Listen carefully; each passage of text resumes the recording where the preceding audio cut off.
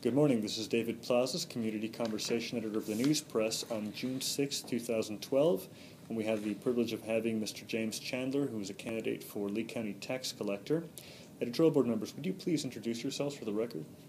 Hi, I'm Pam Grodhouse from Bonita Springs, Editorial Board citizen member. Good morning, Cole Peacock, alumni, citizen editorial member, and Fort Myers area. Now, Mr. Chandler, in your questionnaire, you talk about your qualifications for this position and believe you're the best position to take over the job of tax collector. Tell us why. Well, I have over 30 plus years experience in accounting, finance, and in auditing, and all of them relate to this position. I was in the military for over 20 years. I managed individuals, I supervised individuals to the point that some other normal managers would not have been able to do or not have to do, because my time of managing my people that were under me while I was in the military didn't stop at 5 o'clock.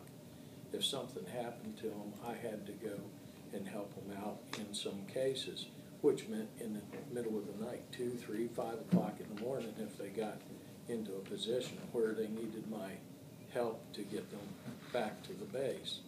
And I participated, I allowed it, and I guarantee you I would be great in the position of the tax collector with all of my experience, all of my knowledge. My bachelor's and my associate's degrees are both in business management, not in some other field that's not related to the tax collector's office. With my experience that I have, broad that it is, I feel that I am the most highly qualified person for that position. This is probably one of the most underappreciated positions because all of us at one point, if we drive, if we have a license, we have to go through the tax collector's office. What is it that intrigues you about this particular position?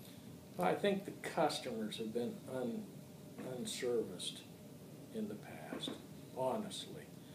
All the documents that go out from the tax collector's office have someone else's phone number on them. They contact that business's office, which you'll look at it and you'll find out it's the property appraiser's phone number. They don't get any help from the property appraiser's office other than transferring the calls to the tax collector. My number one position, if I am elected, is to ensure that the customers are treated fairly, equitably, and promptly, not giving them some sort of merry-go-round phone tag message system that we now personally have. Since I pointed that out in my paperwork, I'm surprised, and I was a little surprised, that was one of the issues that now my property appraiser assistant is seeking to take action on in 2012. It's just a little strange that after I put that in my paperwork that comes out as a potential priority issue after several years of ignorance. I'm sorry, just to clarify, you mean your opponent? No, sir, in my office. Oh, in your office, I'm sorry. For over 5 years, Okay. I kept telling them, this is a problem. Why should people call our office to get a business license? Mm-hmm. We have nothing to do with issuing business licenses.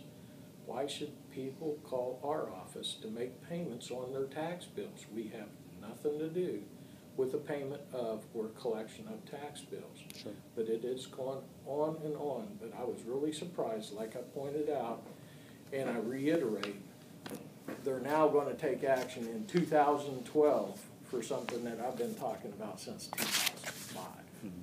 Was there a reason that phone number was?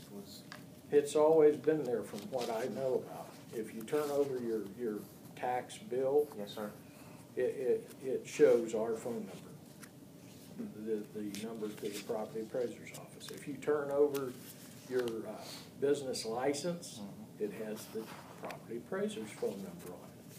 I don't know if they're going to be changing it here in the near future so the 2012 licenses that go out have the right phone number, but at the minimum, the tax collector's office should put out information to every taxpaying citizen in this county, the correct phone number.